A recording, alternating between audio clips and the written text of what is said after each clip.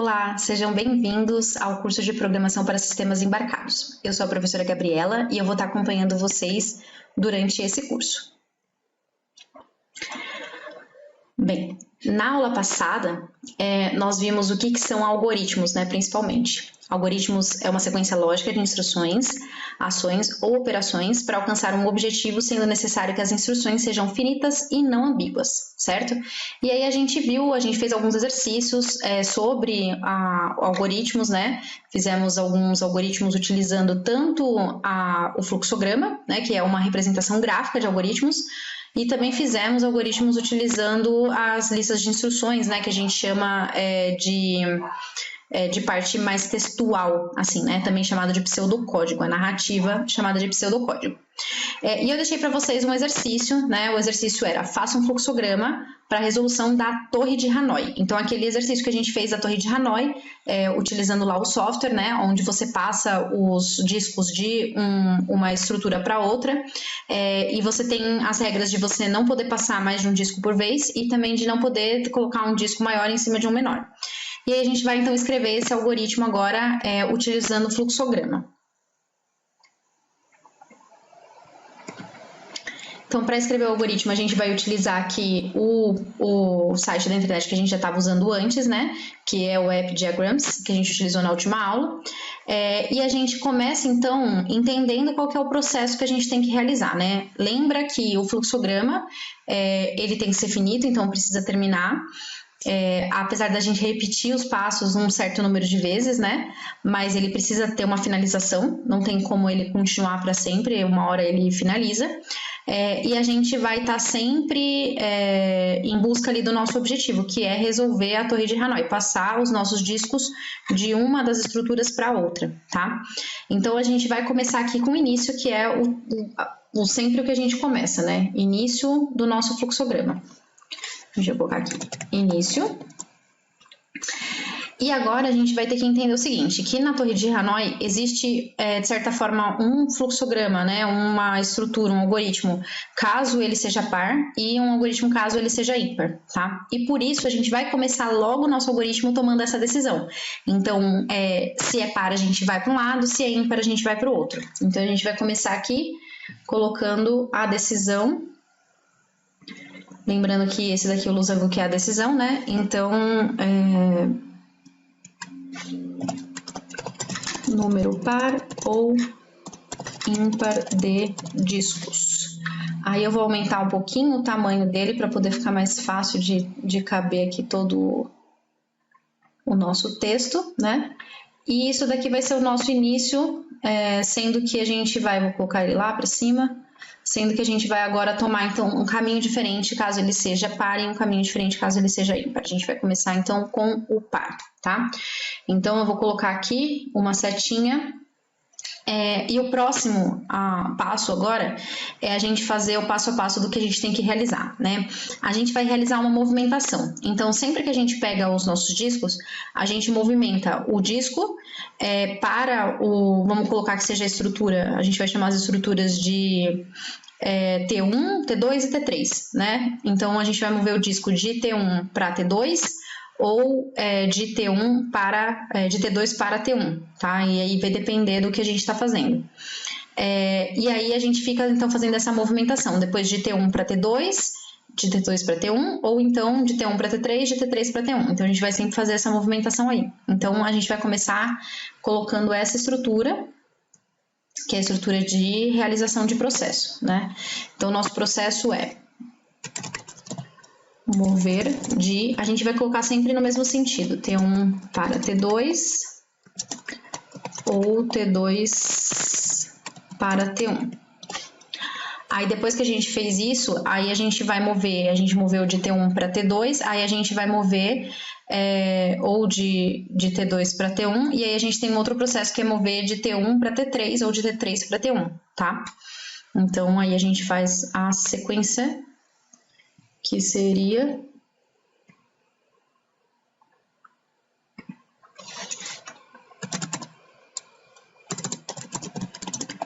mover de T1 para T3 ou de T3 para T1. E aí, depois que a gente faz isso, a gente move de T2 para T3 ou de T3 para T2. Então,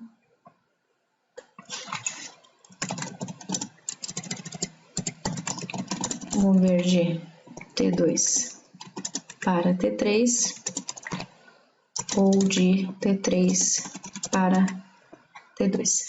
Basicamente, esse é o processo que a gente vai fazer. Só que tem um detalhe aí no meio que a gente não colocou, que é a gente verificar se a torre já está pronta, porque a gente precisa o tempo todo estar verificando se ela está pronta, porque se ela estiver pronta, a gente finalizou, né, o nosso algoritmo.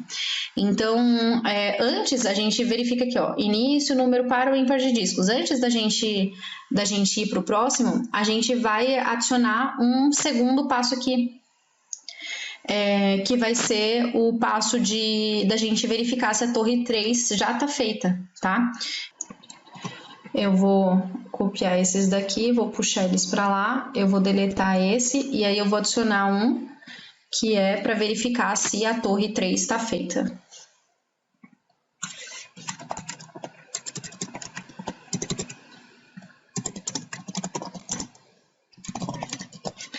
Aí a gente toma uma decisão partindo disso, né? Se ela tá feita, aí a gente finalizou. Se não, aí sim a gente vai mover, tá? Então, coloquei aqui essa movimentação. E aqui, se não, a gente vai colocar o fim.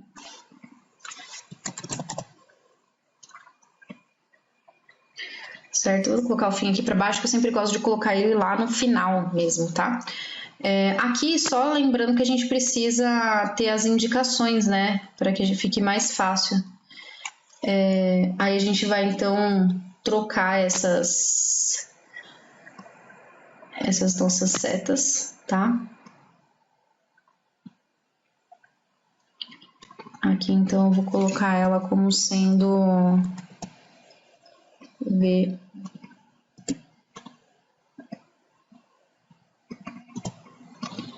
de verdadeiro. É só clicar e colocar. E essa é F de falso. Então, se for verdadeiro, a gente finaliza, se a torre 3 está feita. Se não, aí a gente vai mover. E a mesma coisa a gente vai colocar em cada um dos passos. Então, aqui, ele não vai direto para lá. A gente vai primeiro pegar e fazer uma segunda parte. Ele vai fazer a decisão aqui. Então, ele vai tomar essa decisão, T3 está feita.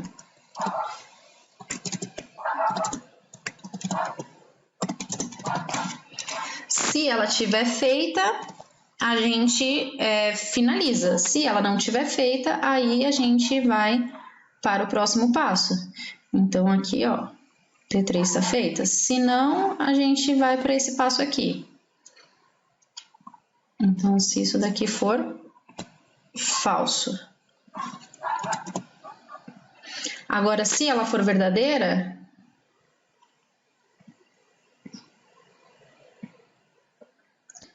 ele vai para o fim, tá?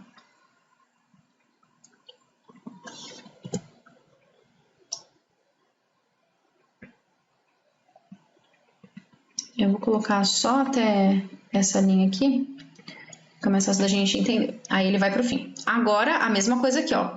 Ele também realiza um processo no meio, que seria verificar se ela é verdadeira ou não. Então, se a T3 está feita ou não, né? Então, colocamos aqui no meio, ela já está copiada, né? Mais fácil.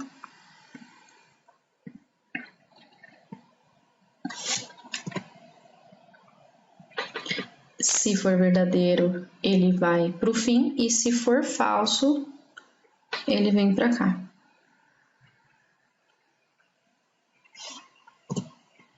Então, verdadeiro, ele vai para o fim. Falso, ele continua, tá?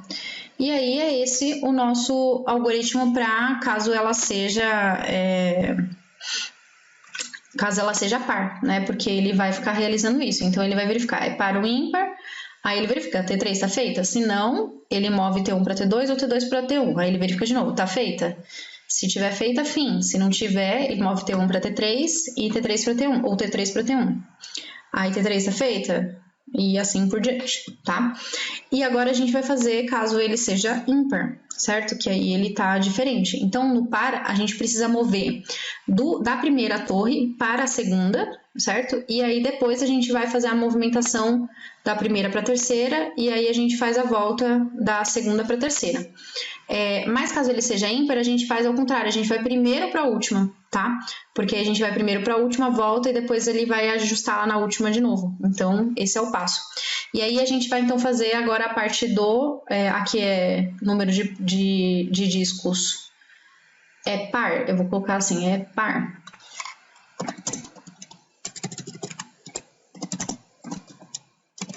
Se sim, se é verdadeiro, aí ele vai fazer esse que a gente já montou. Se é falso, ele vai fazer o que a gente vai montar agora, tá? Então, aqui é verdadeiro e a gente agora vai criar um falso. A gente já sabe que a gente precisa ficar testando, né? Então, agora a gente não precisa mais fazer isso depois. Como a gente já sabe que existe a necessidade de teste, a gente vai então direto já verificar aqui. T3 está feita?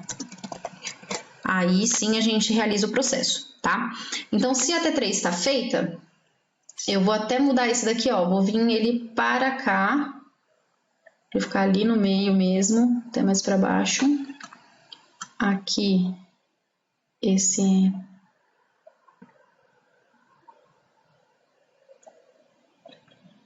Pronto. Assim, a gente vai conseguir entender que ele, na verdade, o fim ele vai ser igual para os dois, tá? Ele chega ao fim, chega ao fim. Então, se a T3 está feita, ele já vem aqui para o fim, tá? É o que aconteceu aqui, só que a gente vai direto. Aqui só ficou um pouco longe, né? As coisas, e aí vai ficar difícil da gente acabar escrevendo. Então, aqui já tem espaço. Aí, ó, a T3 está feita. Eu vou puxar para o fim, tá? Isso se ela for verdadeira. Então, a mesma coisa que a gente fez aqui desse lado. Se ela é verdadeira, né? Se a T3 está feita, eu já finalizei o meu processo, não preciso fazer mais nada.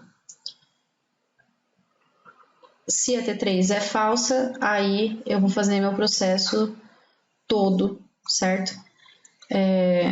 De passar os discos de uma torre para outra. Então, a T3 está feita? Sim. Então, fim. Não, não está feita. Então, o que a gente vai fazer? Aí a gente faz a movimentação do 1 para o 3, certo? Ou do 3 para o 1. Porque no par a gente movia primeiro para o 2. Agora no ímpar a gente move primeiro para o 3. Então...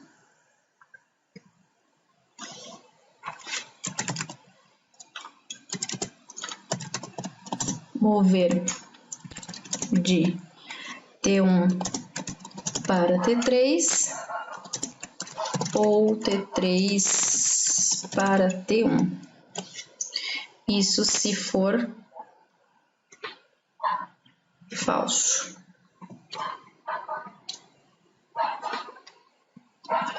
Prontinho. Aí depois que eu fiz essa movimentação, eu verifico de novo. O T3 está feita? A gente nunca pode esquecer que existe essa verificação, tá? Eu vou só copiar esse daqui que já tá feito, né? Já fica muito mais fácil da gente colocar.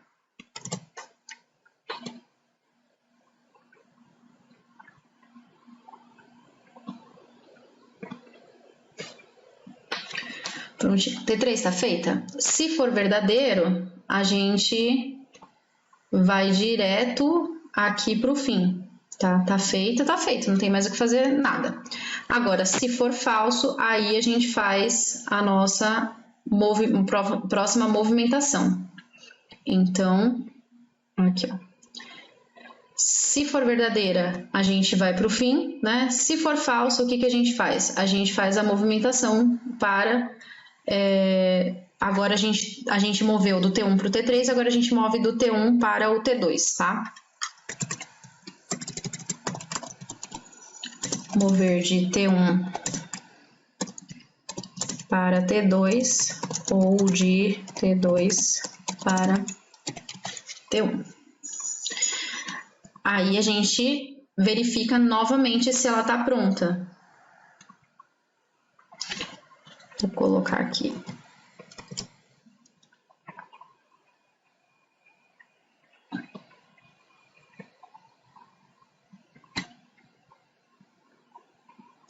T3 está feita? Se ela estiver feita, aqui ó, vai para o fim. E se ela não tiver feita, o que a gente faz? Aí a gente vai realizar mais um movimento, tá? Aí esse movimento agora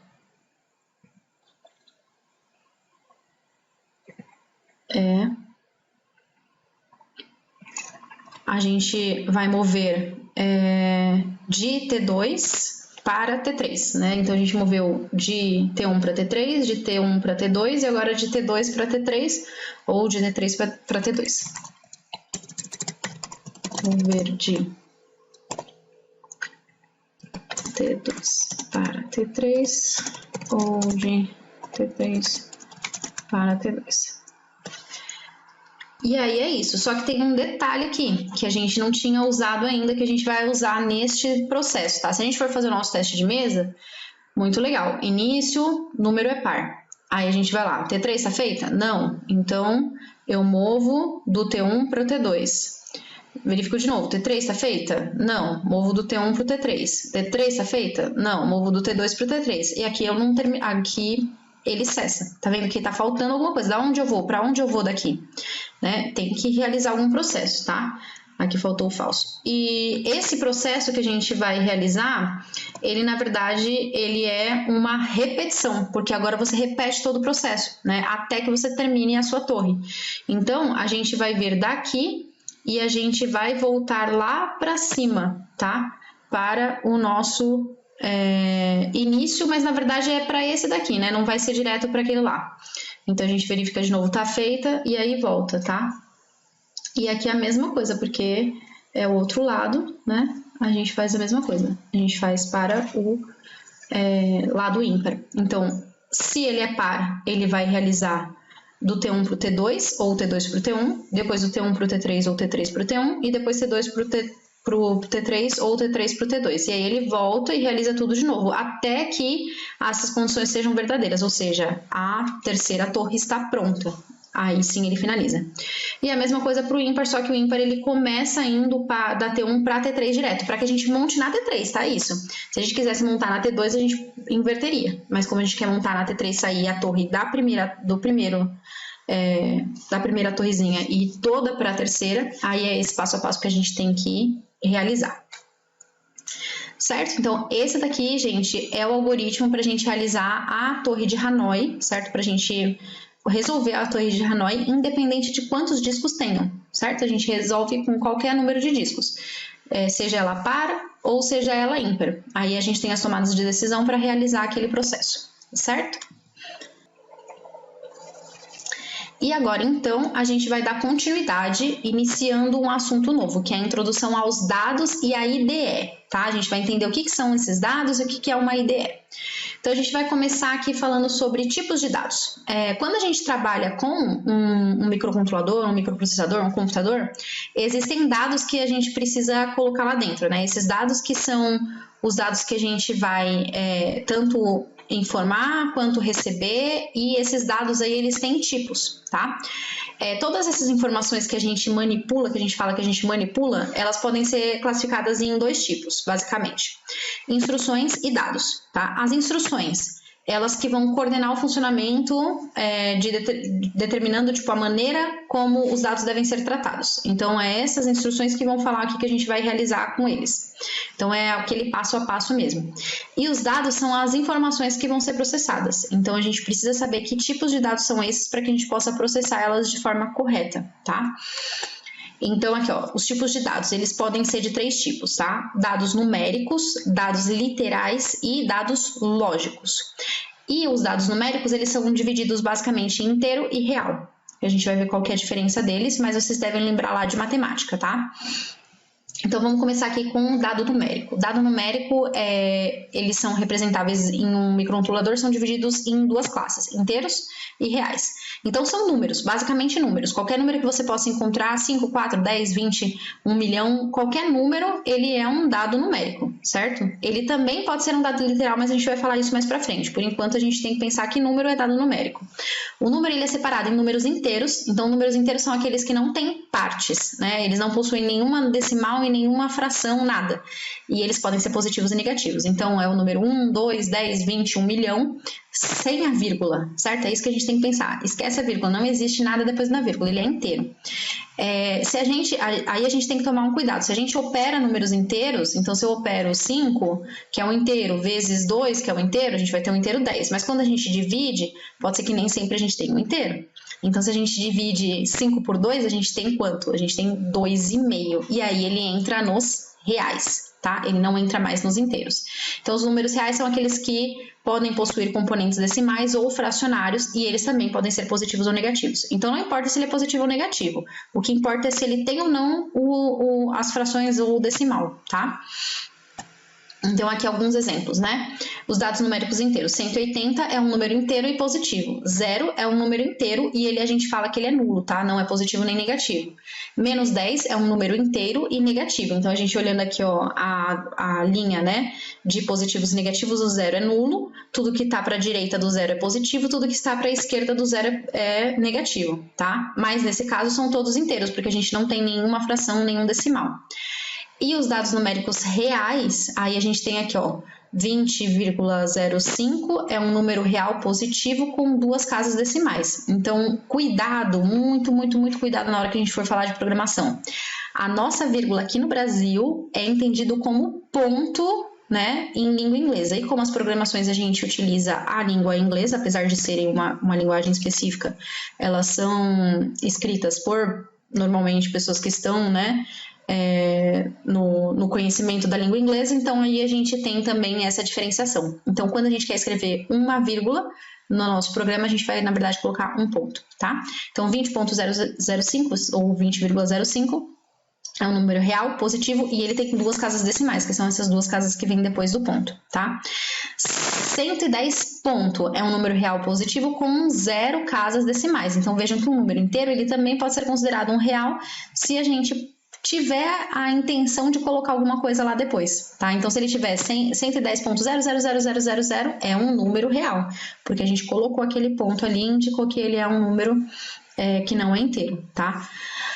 E aí a gente tem o menos 15,2, que é um número real negativo com uma única casa decimal. E o 0, que aqui é um número real com 0 casas decimais, tá? Não é negativo nem positivo porque é um número nulo. Mas se a gente colocou a vírgula, a gente está indicando que ele é um número real. Na hora que a gente vai atribuir ali na programação se o número ele é real ou se ele é inteiro, a gente tem que entender assim, se a gente atribuir ele como um real, e a gente escreve um número inteiro lá no lugar, então a gente atribuiu como real e colocou 12, ele na verdade vai indicar que é 12.00000, um monte de zeros depois da vírgula, tá? Porque ele entende que se você colocou que ele é real e ponto, certo? Dados literais. O que são dados literais? Eles são dados que a gente chama então de alfanuméricos, certo? Então ele corresponde a qualquer tipo de caractere. Então é uma sequência pode ser números, letras, caracteres gerais do teclado, tudo que você conseguir digitar do seu teclado, ele entra como esse alfanumérico ou literal, tá? Então aqui embaixo eu tenho exemplos, ó. A gente tem A maiúsculo, B minúsculo, muito cuidado, existe diferença muito, muito clara, tá? Na parte de programação entre letras maiúsculas e minúsculas. A maior parte das linguagens de programação, elas são case sensitivas, ou seja, elas diferenciam o caso, que seria diferenciar a letra maiúscula da letra minúscula, tá? Porque elas são diferentes para o computador, porque na hora que você digita um maiúsculo, ele envia um código, na hora que você digita um minúsculo, é outro código, certo? Mesmo sendo a mesma letra. Então, A maiúsculo, B minúsculo, C maiúsculo, D minúsculo, E, F, tudo minúsculo, G maiúsculo, H maiúsculo, I minúsculo. Esse conjunto de letras é um dado literal, tá? De comprimento 9, porque a gente tem 9 letras aqui. Os dados literais, a gente está colocando eles aqui entre essas aspas duplas, certo? Esse número aqui, ó, 1.2, na verdade, ele é um dado literal, porque ele tá como número. Ele é um número, né? Só que ele tá como um dado literal pelo fato da gente tá dizendo que ele é um dado literal. E a gente diz isso a partir do uso dessas aspas duplas aqui, tá? O 0 também é um dado literal. A gente pode utilizar vários símbolos do nosso teclado, então a gente pode utilizar o símbolo de mais, o símbolo de igual, o símbolo de underline, que se utiliza muito na programação, tá? O símbolo de menos, que é o traço, a gente pode usar. Outros símbolos como asterístico, hashtag, todos esses símbolos a gente pode utilizar. A gente só precisa tomar cuidado porque tem algumas coisas que sozinhas elas são específicas de comandos, elas são referentes a comandos e a gente não pode usar, mas a gente vai ver isso também, tudo certinho. E aqui a gente tem o 0, que também é literal de comprimento 1. Olha que legal, o primeiro ele tem comprimento 9, porque a gente está falando de 9 letras, 1, 2, 3, 4, 5, 6, 7, 8, 9. O segundo, ele é de comprimento 3, porque o ponto entra como um caractere, ele é um caractere ali dentro, então 1, ponto e o 2. E o 0, ele é comprimento 1 porque é só um único caractere ali, tá? E eles são tratados como caracteres, não como números, tá? Nem real, nem decimal, nem inteiro, eles são caracteres. E dados lógicos. Dados lógicos são muito utilizados na parte de programação, principalmente quando a gente fala de sistemas embarcados, tá? Porque a gente precisa entender que muitas vezes não, na maioria das vezes a gente vai estar trabalhando com verdadeiro ou falso, tá? 0 ou 1, sim ou não, alto ou baixo, e isso são os dados lógicos, né? Ele tem duas opções. A gente chama eles também de booleanos, certo? Que vem da parte de boole, que é exatamente os números booleanos, né? A álgebra de boole é justamente a utilização desses binários, que são só duas possibilidades, sim ou não, verdadeiro ou falso, 0, 1, alto ou baixo, tá? Tudo isso a gente utiliza como sendo dados lógicos, dados booleanos ou binários. Então, eles são representados são utilizados, né, para representar os dois únicos valores lógicos possíveis, verdadeiro ou falso. E aí a gente pode mudar esse nome, né, de verdadeiro ou falso para sim e não, 1 e 0, alto e baixo. Então, ó, sempre o verdadeiro, o V, ele seria o sim, ou ele seria o 1, tá? 1 é o verdadeiro, ou ele seria o alto. E o falso é o que a gente entende pelo não, pelo 0 e pelo baixo, tá? Aqui o alto e baixo ele tá em inglês high e low, porque a gente vai utilizar essas duas palavrinhas na hora da programação, então já fica mais fácil da gente ir trabalhando com elas. Então a gente não vai falar em alto e baixo, sinal alto, sinal baixo, a gente vai falar em high e low, tá? High é o alto e low é o baixo.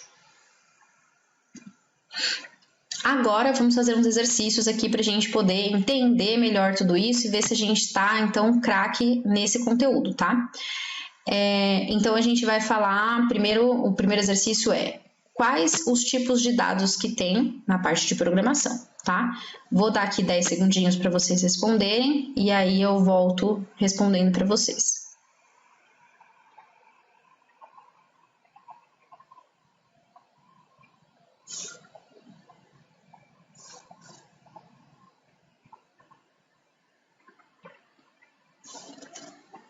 Então, se você não conseguiu responder, pausa o vídeo e responde e depois você retorna, tá? Quais são os tipos de dados? A gente tem, então, os dados que são numéricos. Então, vamos anotar aqui. A gente tem dados que são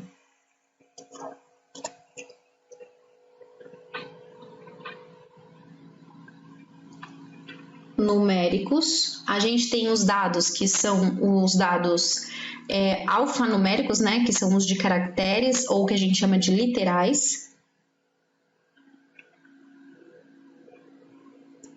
E a gente tem os dados que são lógicos, né, que a gente também chama de booleanos ou de binários.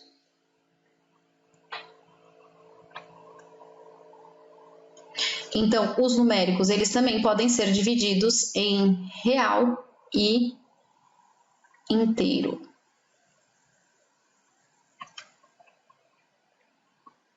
Certo? Então, esses são os tipos de dados que a gente tem, que a gente trabalha dentro da programação. Dados numéricos, dados literais, dados lógicos e os numéricos divididos entre inteiro e real.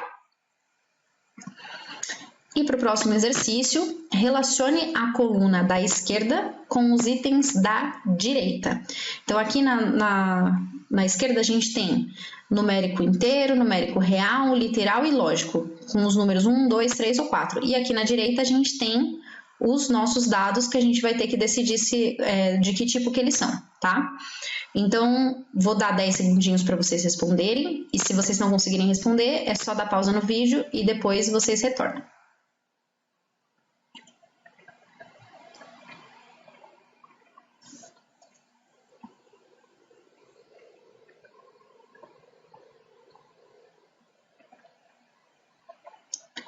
Vamos lá, então. Relacionar a coluna da esquerda com os itens da direita. Então, aqui na direita a gente vai ver os nossos dados, ó. Nosso primeiro dado é 10, tá? Não tem nenhumas aspas aqui, então esse 10, ele é considerado um número. Se esse número não tem vírgula, então a gente pode colocar ele como sendo número inteiro. Então, a gente vai colocar aqui o 1, que é referente a esse número inteiro.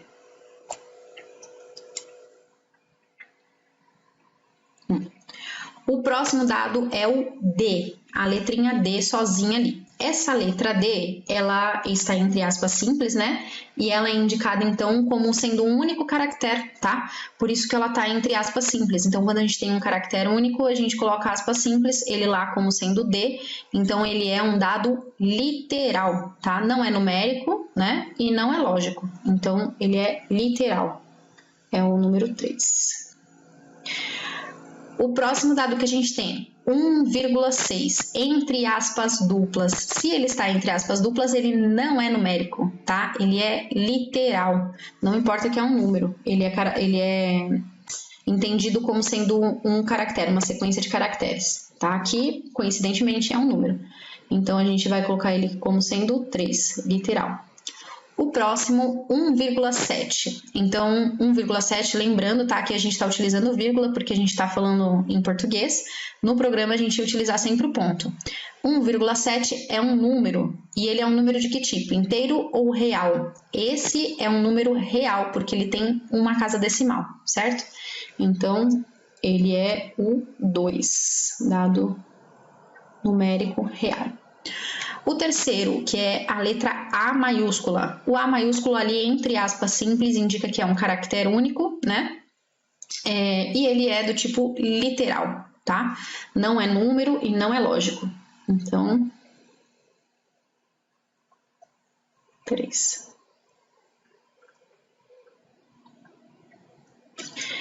Depois a gente tem o próximo dado, que é número, a palavra número, só que essa palavra número está ali entre as aspas duplas e não se confundam, não é um número, ele é um dado literal, tá? Constituído aí pelas letras N maiúsculo, U com acento minúsculo, M minúsculo, E minúsculo, R minúsculo e O minúsculo. Então, ele é um dado do tipo 3, literal. Aí depois a gente tem o menos 4. Menos 4, ele é um número, né? Não está entre aspas duplas, então ele é um número. É um número negativo, mas isso não importa pra gente, porque tanto os inteiros quanto os reais, eles podem ser negativos também, positivo ou negativo. Mas nesse caso, ele é um número inteiro, porque a gente não tem uma vírgula ali, tá? A gente não tem a parte decimal. Então, é o dado do tipo 1. Depois a gente tem 1, 2, 9, 0, 3, 4, 5, que aí vai dar, então, um número que é 1.290.345. É um número, porque a gente não tem as aspas duplas, tá? Ele é um número positivo e ele é um número inteiro, já que a gente não tem a vírgula ali, ou ponto, tá? Então, o 1, número inteiro. E por último, a gente tem o 0,75. O 0,75, ele também é um número, não está entre aspas, né? Nem duplas, nem simples, então ele é um número. E aí, ele é um número com duas casas decimais. Se ele é decimal, né? Ele é um número real. Então, é o 2.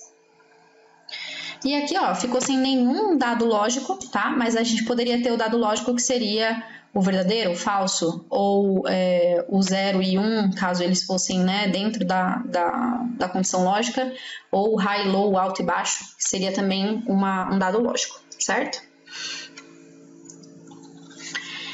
E agora, gente, a gente vai falar sobre o que são constantes e o que são variáveis. Bem, esses dados que a gente falou até agora, eles normalmente vão estar sendo guardados dentro de espacinhos na nossa memória do nosso computador. Então, assim como no nosso cérebro, né? A gente, por exemplo, conhece uma pessoa nova. Quando a gente conhece alguém novo, a gente descobre o nome dessa pessoa. E aí, lá na nossa memória, a gente guarda o nome daquela pessoa. Porque aí, quando a gente precisar falar com aquela pessoa, a gente chama ela pelo nome. Isso acontece também com os objetos, né? Então, a gente aprendeu o relógio. Então, o que é o relógio? O relógio é o objeto que marca as horas. Então, tem relógio de pulso, tem relógio, a gente tem outros nomes, tem as variações dele. Mas a gente dá um nome para ele, para que a gente possa localizar ele, para que a gente possa chamar aquilo ali, né? Ter algo para um identificador daquele dado ali nosso, né? E na nossa programação também existe isso, tá? E isso são as constantes e as variáveis. Os dois, eles entram com nomes específicos, eles vão ter nomezinhos específicos. E eles são, na verdade, espaços na memória, né? Então, igual a gente guardou um espacinho lá no nosso cérebro para colocar o nome daquela pessoa. Então, a mesma coisa, só que as constantes e as variáveis são dentro do nosso controlador, do nosso microcontrolador, microprocessador. E aí eles têm um espaço lá reservado e esse espaço ele tem um nome e ele tem um tipo também, tá? Que a gente viu agora os tipos de dados.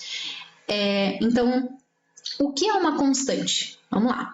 Constante, o nome já diz tudo, né? Na programação, uma constante armazena um valor fixo, que não mudará com o tempo. Ou seja, o valor será definido uma única vez e jamais será alterado. É isso que caracteriza uma constante. Cuidado aí que eu tô falando valor, mas valor não significa número, tá? O valor pode ser um dado, pode ser uma letra, pode ser qualquer outra coisa. Um alto e baixo, né, de booleano, não significa número, tá? Então, uma constante é um dado, né, que está guardado, um espaço na memória que armazena um dado que é fixo, que não muda, tá? E o que é uma variável? Aí ele já muda. Então, a diferença entre constante e variável, os dois são espaços na memória, que são alocados para armazenar um dado, só que a diferença é que a constante ele vai mudar, ele não vai mudar, e a variável ele pode mudar com o tempo. Tá? A gente pode alterar aquele valor. Então, na programação, uma variável armazena uma informação onde o valor contido nela varia com o tempo, ou seja, não é um valor fixo. Essa é a diferença entre constantes e variáveis. Ainda sobre constantes e variáveis, a gente precisa entender como a gente faz para a criação delas, né? Então, falei para vocês que quando a gente conhece uma pessoa nova, a gente aloca um espacinho lá na nossa memória que a gente coloca o nome dessa pessoa, para a gente não esquecer e poder chamar essa pessoa, poder conversar com ela. E para constante e variável é a mesma coisa, eles precisam ter um identificador, que é o nome, tá? O nome, na programação, ele vai começar com uma letra, não começa com um número, não começa com um outro caractere que seja underline ou qualquer coisa do tipo, é sempre uma letra. Então pode começar com A, B, C, D, qualquer letra do alfabeto, sendo maiúscula ou minúscula, tanto faz. E não deve conter nenhum caractere especial, exceto o underline, tá? Então, os nomes que a gente dá para as nossas variáveis ou para as nossas constantes não podem ter outros caracteres além do underline. Então, a gente pode dar um nome. Vamos lá. Nomes de variáveis, vamos supor aqui. Então, a gente pode ter como nome de variável um A, simplesmente, ou então um A1, sendo que a separação entre A e 1 é o underline. Espaço é um caractere, apesar da gente não ver ele fisicamente ali, quando a gente escreve um texto, né? Então, a gente vai escrever um texto, a gente não vê o espaço, mas ele é sim um caractere, tá? Ele é um caractere que pra gente, na hora de escrever o texto, ele é invisível, mas existe um número atribuído a ele. Então, o espaço é também um caractere, então não pode ter espaço dentro dos nomes dessas nossas constantes ou das nossas variáveis, certo? Então, a gente pode ter as letras, tanto maiúsculas quanto minúsculas, o underline à vontade, mas a gente não pode ter qualquer outro caractere. Existe também uma regra que impossibilita a gente utilizar o que a gente chama de palavras reservadas, tá? O que são essas palavras reservadas? São palavras que a gente utiliza na programação. Então, vou dar uma palavra aqui para vocês, tá? Que depois vocês vão entender melhor. A gente utiliza, por exemplo, setup. Setup é uma palavra que é comum na programação. Void é uma palavra que é comum na programação. Int é uma palavra que é comum na programação. Então, essas palavras a gente não pode utilizar como nome de variáveis, porque senão o programa ele confunde, né, um comando com o nome de uma variável ou de uma constante. Então, a gente pode utilizar a underline 1, num, a gente utiliza bastante, eu adoro utilizar num. Variando entre maiúsculas e minúsculas, não tem problema, tá? Num 1, num 2, enfim. A gente pode escrever idade, palavras maiores, não tem problema nenhum. A gente só tem que tomar cuidado porque se a gente escreve uma palavra muito grande, na hora de ficar escrevendo lá o programa, a gente vai usar várias vezes esse nome de palavra e aí vai confundir. É igual a gente colocar um nome estranho, né? Um nome muito grande para uma pessoa. Então a gente encurta, a gente apelida, né? A gente tenta encurtar para poder facilitar a nossa vida, tá? Tipo de dado, então a variável, ele é variável ou constante, tá? Tem nome e tem o tipo, certo? O que é o tipo? É o que a gente vai guardar dentro daquela variável, tá? Então ela pode ser uma variável numérica ou uma constante numérica, literal ou lógica. E a gente vai dizer esse tipo porque a gente precisa guardar no espaço específico. E a informação que vai ser guardada dentro dela, tá? Para entender um pouquinho melhor, vamos pensar no seguinte, caixas. Certo? A gente tem caixas onde a gente vai guardar coisas lá dentro dessa caixa. Então, lá dentro dessa caixa, a gente quer guardar, por exemplo, a gente tem uma caixa e a gente quer guardar maçãs lá dentro. Então, a gente vai dizer que essa caixa é uma caixa de frutas. Então, esse é o tipo, tá?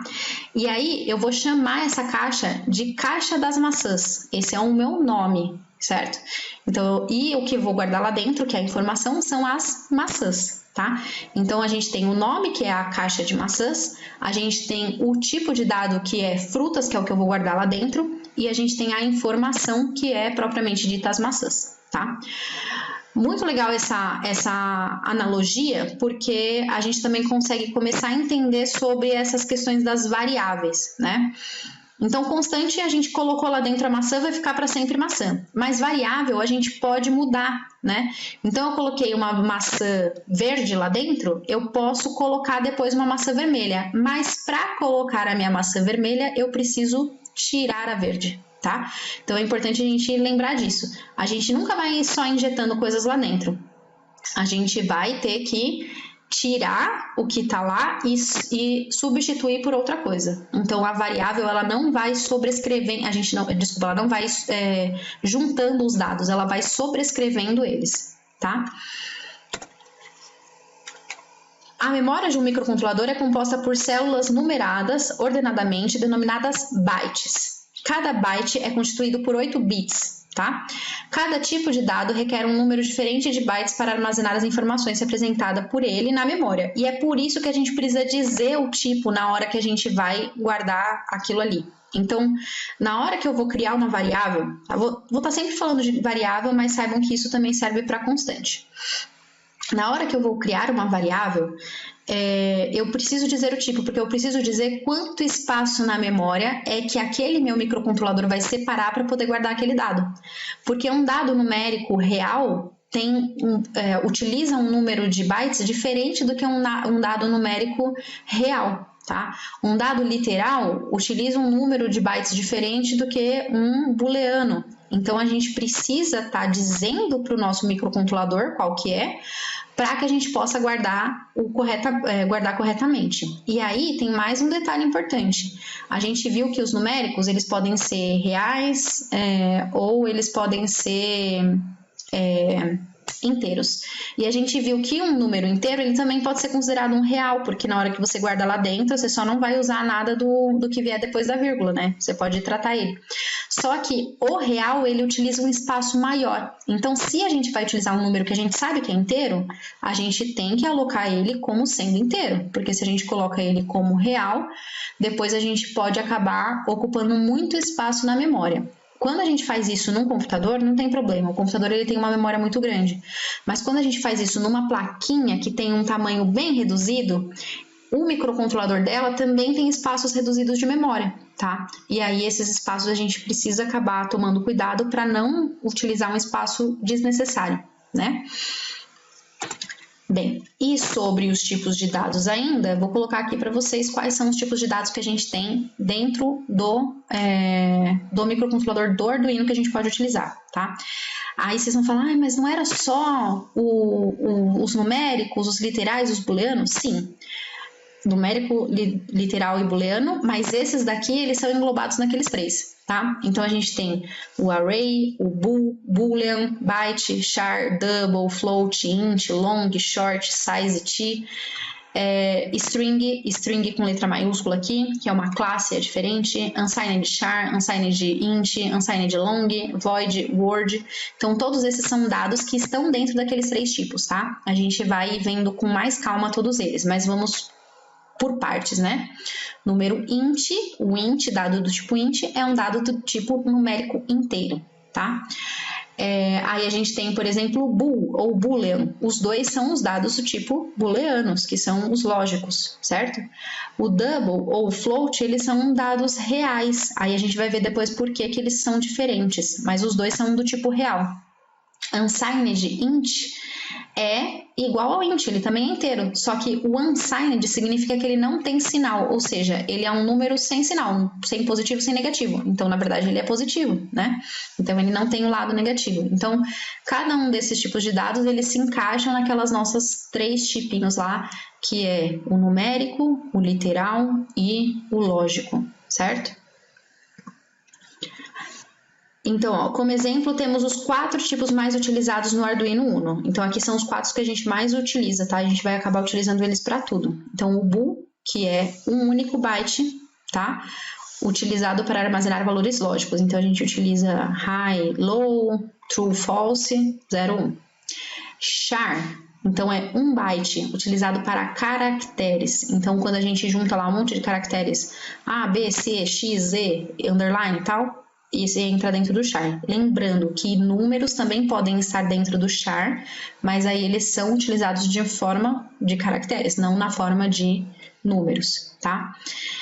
Int, 2 bytes, utilizado para números inteiros. E float, 4 bytes, utilizado para números reais. Então, vê aí a diferença, ó, entre int e float. Então, eu falei para vocês que se a gente tiver um número que a gente sabe que é int, a gente vai criar ele como int. Apesar da gente poder criar ele como float, aí isso acaba atrapalhando, porque aí a gente criou ele como float, a gente utilizou o dobro de espaço, né, para poder guardar aquele número que poderia ter sido guardado na metade do espaço. Então, vamos sempre trabalhar com o dado correto, tá? Com a estrutura correta para aquele dado. E aqui a gente tem, então, os tipos de dados que estão dentro de cada um deles, tá? Então, o tipo bool, a gente tem true, false, high, low, 1, 0. Então, esses são os dados que a gente pode guardar dentro de um dado do tipo bool, uma variável do tipo bool. Então, true, false, verdadeiro e falso, high, low, alto e baixo, e 1 e 0 mesmo. O char é um tipo de dado usado para armazenar caractere. No entanto, caracteres são armazenados como numéricos. Você pode ver a codificação na tabela ASCII, tá? O que é isso? Na verdade, foi o que eu falei. Por que o nosso programa vai diferenciar o maiúsculo do minúsculo? Porque, na verdade, cada um dos caracteres, ele tem um código numérico, certo? Esse código é o código que corresponde a essa tabela aqui. Então, quando a gente vai lá utilizar apertar um botão, a gente aperta o H, tá? Existe um número referente a esse H. E por isso que no char, ele, tanto faz ser número, tanto faz ser letra, eles são tratados tudo como a mesma coisa, porque na verdade eles são códigos, eles são só códigos lá. E por isso também que existe diferença entre maiúsculo e minúsculo, tá? Então se a gente, por exemplo, criar uma variável que tenha um nome N maiúsculo, e depois no meio da programação a gente tentar chamar ela pelo nome como N minúsculo, ele não vai funcionar. Ele vai falar que não existe uma variável com aquele nome, porque ele entende que um é diferente do outro. O char, ele é um tipo de dado usado para armazenar o int. Ele é um dado que ele varia entre o menos 32.768 e 32.767. E o float, ele é número de ponto flutuante que varia entre o menos 3 ponto aí aqui esse número gigante vezes 10 a 38, ou seja, na verdade tem 38 casas ali, né? Tem 38 números depois da vírgula, a o 3.4028 vezes 10 a 38. Então, tanto do negativo quanto do positivo, tá? Então, agora vamos fazer uns exercícios sobre esse assunto. Primeiro exercício. A afirmação: uma constante armazena um valor fixo que mudará com o tempo de execução do programa. É verdadeira ou falsa? Vou dar 10 segundinhos para vocês responderem. Quando acabar o tempo, a gente vem aqui responder. Se vocês precisarem de mais, é só pausar o vídeo.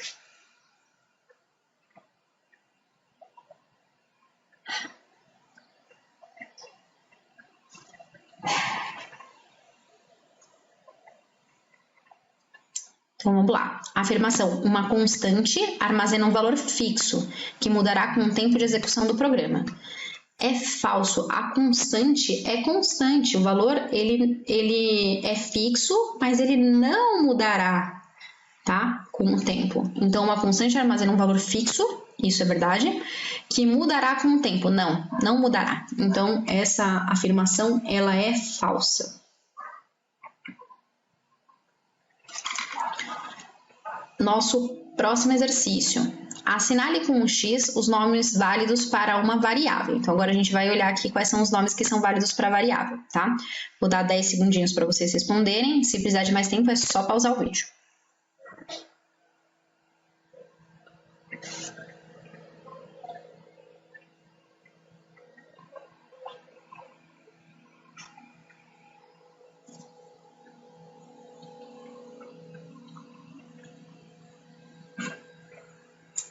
Então, vamos lá responder isso. Assinale com um X os nomes válidos para uma variável. Então, a gente começa aqui, ó, com asterisco, nome. Isso é um nome válido para variável? Não é. Por que não é? Porque não pode ter símbolos, né, que não sejam um underline e que qualquer outro caractere que não sejam letras, números ou underline, e não pode começar também com um caractere. Então, mesmo com underline, ele não poderia começar. Então, está errado por causa deste asterisco aqui. AB, data de nascimento, sendo que tem o D ali que é maiúsculo. Esse pode ser uma variável? Sim. Pode ser o nome de uma variável ou de uma constante, tá? Não tem problema. São só letras, apesar de ser comprido, não tem problema, não é palavra reservada. E mesmo tendo maiúscula e minúscula, também não tem problema nenhum. Então, essa está correta.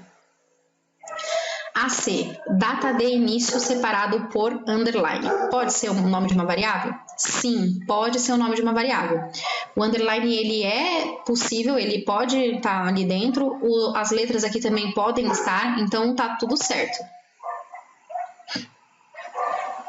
AD, aí tem o ozinho ali para cima, né, sobrescrito, número, ou seja, primeiro número. Pode ser o nome de variável? Não pode ser, porque essa letrinha aqui, ó, sobrescrita, ele na verdade é um caractere especial.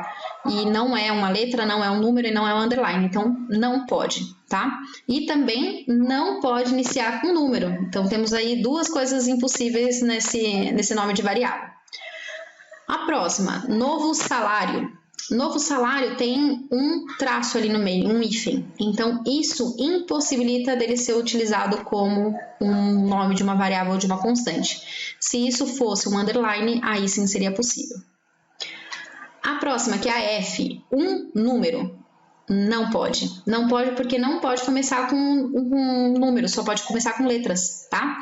Então, um número não pode. Já a G, que é número 1, essa sim pode. Tá? Tanto faz se o número é maiúsculo, minúsculo, tá ali juntinho, não tá separado com enter, e se tivesse com underline também poderia.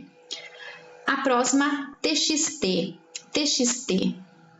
Essa daqui, a gente deveria evitar, tá? Ela pode ser utilizada, mas a gente deve evitar porque às vezes ela pode acabar sendo uma palavra reservada dentro da programação. Mas, se a gente não sabe qual a programação que a gente está utilizando, então pode. E a próxima, e-mail, sendo que ele é separado pelo traço. Não pode. Não pode por causa do hífen, tá? Se fosse um underline, aí a gente até poderia. Então, as alternativas corretas são B, C, G e H. Data de nascimento, data de início separado por underline, número 1 sem separação e o TXT.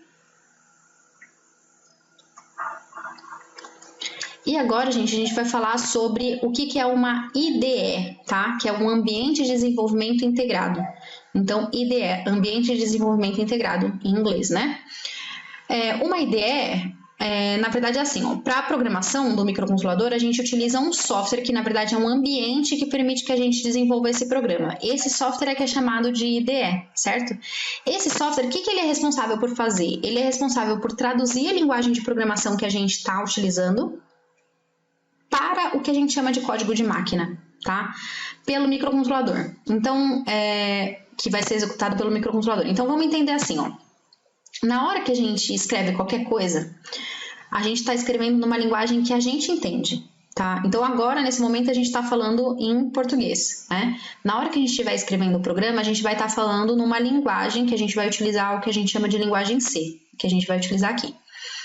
Essa linguagem, ela é compreendida pela gente, mas ela não é compreendida pelo computador. Apesar da gente achar que ela vai ser, ela não é, tá? O computador, ele precisa, na verdade, converter essa nossa linguagem na linguagem que ele entende, que a gente chama de linguagem de máquina. E é a IDE que faz isso, certo? A IDE, ela é formada por esses daqui, ó, pelo editor de texto, que é onde a gente vai digitar a nossa programação, pelo compilador, que é quem faz essa conversão, tá? É o compilador que ele é responsável por fazer a conversão, pelo link editor e pelo loader, que é quem sobe o nosso programa, tá? Então, a gente tem que ter esses daqui, né? Esses são o mínimo que a gente tem que ter. Algumas ideias têm também mais coisas, debugger e tudo mais, mas aí a gente tem que ter pelo menos esses para poder fazer subir o nosso programa para o microcontrolador e ele entender aquilo. Então, o compilador, quando a gente fala, vamos compilar o programa, o que é isso? O programa já está escrito e a gente vai converter esse programa para a linguagem de máquina e é o software que faz isso, a gente não faz nada disso, tá? A gente não mexe nisso. E aí, agora a gente vai falar sobre esse ambiente de desenvolvimento, né? Mais propriamente dito, a gente vai então fazer aqui uma divisão do que é cada uma dessas partes. Então, aqui a gente vai separar o que é cada um dessas partes da nossa IDE. A gente vai começar aqui com o editor de texto. O que é o editor de texto? O editor de texto é onde a gente vai estar realizando a redação do nosso código, né? Escrevendo o nosso código. Então, o editor de texto é onde ocorre a escrita do código. O que é o compilador? O compilador é quem processa os comandos escritos na linguagem de programação que a gente escolheu e vai traduzir isso para o código de máquina, tá? Então, a gente vai colocar o compilador aqui como sendo um conversor do código para código de máquina.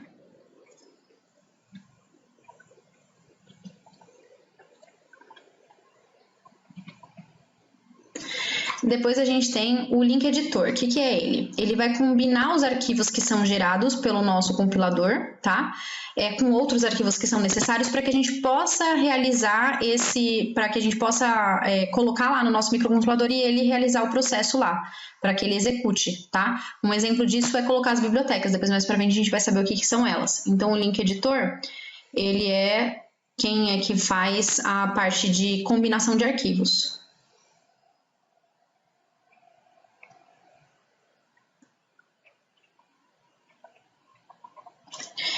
E o nosso loader é quem carrega o programa, tá? Para poder ser executado.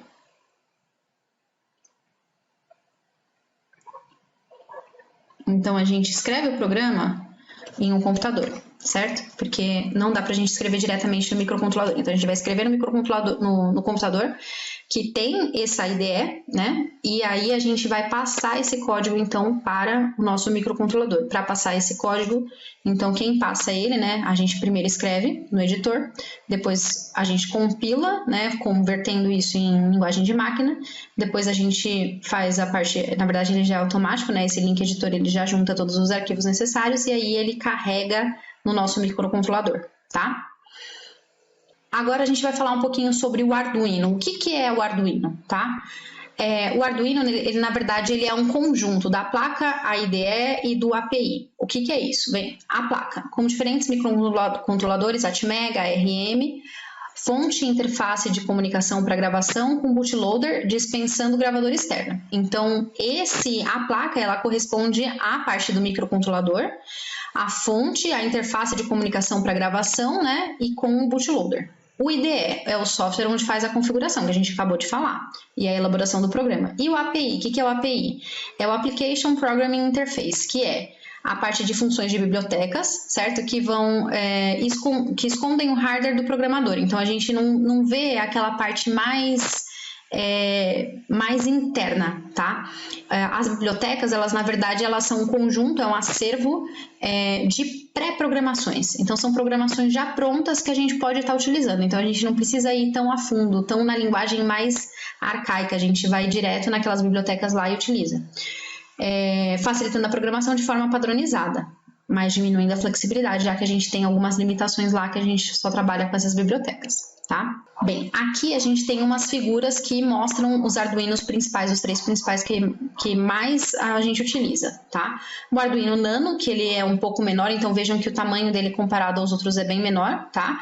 Levem em conta que o tamanho dessa pecinha aqui, que é o chipzinho dele, é do mesmo tamanho. Então, esse daqui ele é bem menorzinho do que os outros, né? Também tem menos coisas que a gente pode estar utilizando, mas esse é o Arduino Nano. A gente tem o Arduino Uno e a gente tem o Arduino Mega, tá? São os 3 mais utilizados. Aqui a gente tem uma tabelinha de comparação entre eles. Entre o Uno e o Mega, porque o Nano ele é parecido com o Uno, ele acaba sendo bem parecido com o Uno. Então, qual que é o microcontrolador que é utilizado? Para o Uno é o ATmega, né? 328. Já para o Mega é o ATmega 2560. Portas digitais. Quantas portas digitais tem o Arduino Uno? Ele tem 14. E o Mega? 54. Então, por isso que ele é Mega, né? Ele tem o número de portas dele, o número de funcionalidades dele é sempre maior. Portas PWM. O Arduino Uno só 6 e o Mega tem 15. Portas analógicas. 6 no Uno e 16 no Mega. Memória. O Uno tem 32K e o Mega tem 256K. Clock, o Uno 16 MHz e o Mega também 16 MHz. Conexão, os dois são USB. O conector para alimentação externa, os dois têm, tá?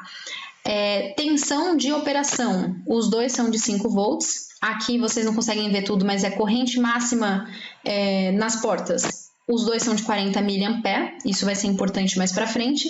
A alimentação, aqui que vocês também não conseguem ver, os dois são de 7 a 12 volts, tá? DC, que é a alimentação contínua, então não a gente tem uma fonte, né, que faz a conversão do DC, do AC que a gente recebe da energia elétrica para o DC para poder utilizar eles. Então, essas aqui são algumas básicas, né, configurações básicas dos Arduinos. Esse daqui é o nosso Arduino Uno, tá? Que é a plaquinha, ó, Arduino Uno, e eu vou indicar para vocês algumas partes deles principais, que são essas partes que estão com a setinha, tá? Essa parte aqui, ó, esse chipzinho aqui, ele é o nosso microcontrolador.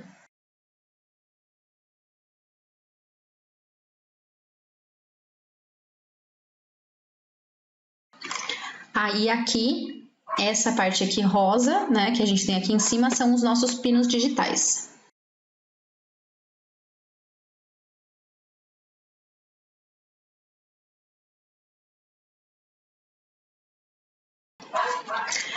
Aqui nessa partezinha em vermelho, a gente tem um botãozinho de reset.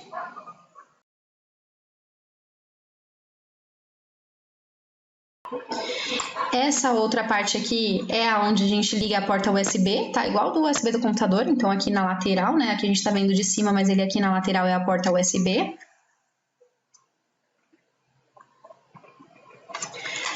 Aqui embaixo, a gente tem um conector P4, tá? Que é para alimentação da placa do Arduino.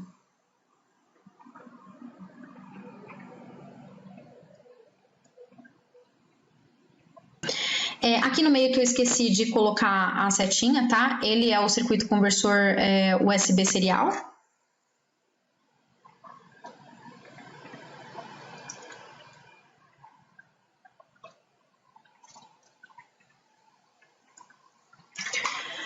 Aqui embaixo, em azul, a gente tem os pinos de alimentação e referência.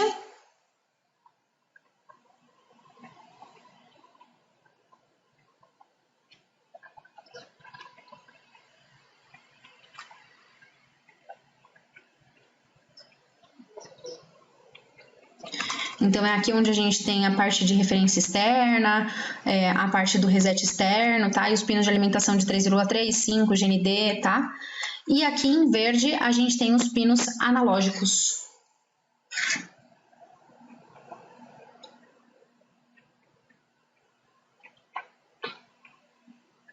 Bem, então essas aqui são as partes principais do Arduino. E aqui agora a gente vai ver a IDE, tá? Essa daqui é a IDE que a gente vai trabalhar do Arduino. Então é aqui que é essa estrutura aqui que é onde a gente faz a parte da programação. Então aqui a gente tem o editor de texto, aqui algumas funcionalidades, tá? Que a gente vai ver o que é tudo isso certinho. Então aqui a gente tem nessa parte de cima a parte de arquivo, né? O file aqui é o arquivo, é para abrir e fechar, tá? Preferências. Então essa parte de file, arquivo. Nessa parte de edit é a parte de editar, né? Copiar, colar, comentar. Aqui em Sketch é onde a gente tem a parte de adicionar, importar biblioteca.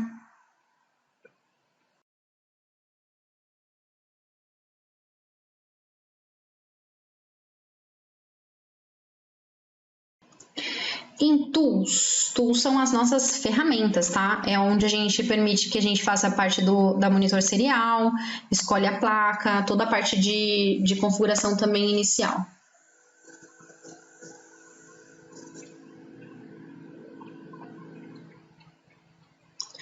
Em Help é ajuda, né? Caso seja necessário, uma ajudinha aí nas configurações, alguma dúvida no programa, ele pode abrir a parte de ajuda. Aí a gente tem aqui a parte, né? Esse certinho aqui, esse sinalzinho de certo, ele é o que dá pra gente a parte da compilação ou verificação, tá? É nele que a gente clica para poder compilar o programa.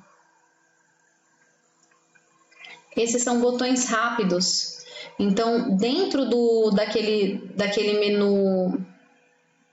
menu superior, a gente já tem o compilar e tudo mais, mas esses botões rápidos é que permitem que a gente faça isso mais rápido, tá? Aí, aqui, nessa setinha pro lado, é o que a gente tem a parte de gravação, certo? Gravar no Arduino.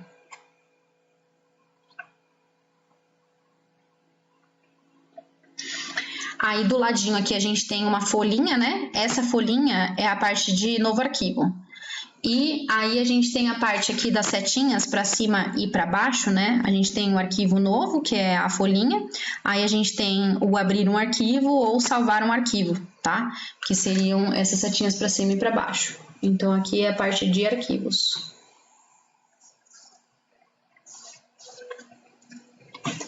Sendo novo,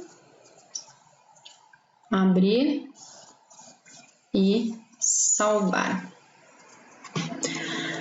Aí, o que mais que a gente tem aqui?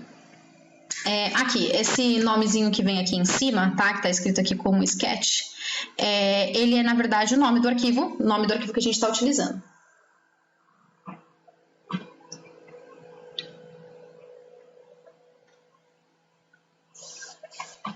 Certo? Essa parte aqui, toda em branco aqui, é a nossa parte do editor, tá?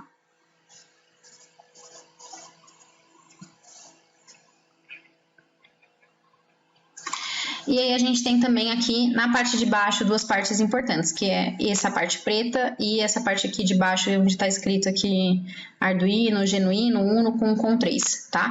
Essa partezinha preta aqui é a janela onde tem as mensagens de compilação.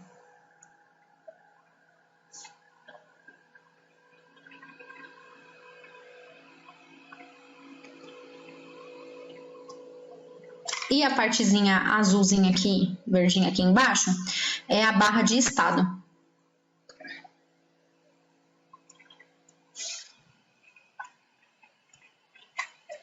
Então, ela mostra aqui, ó, em que porta-com que tá ligado e tudo mais, certo? Então, pessoal, essa daqui foi a nossa aulinha de hoje, onde a gente viu o que é a IDE e viu algumas partes de dados também importantes do Arduino, né? Entendeu um pouquinho também sobre o que é o Arduino, como que ele é ali, algumas configurações dele e também da IDE dele.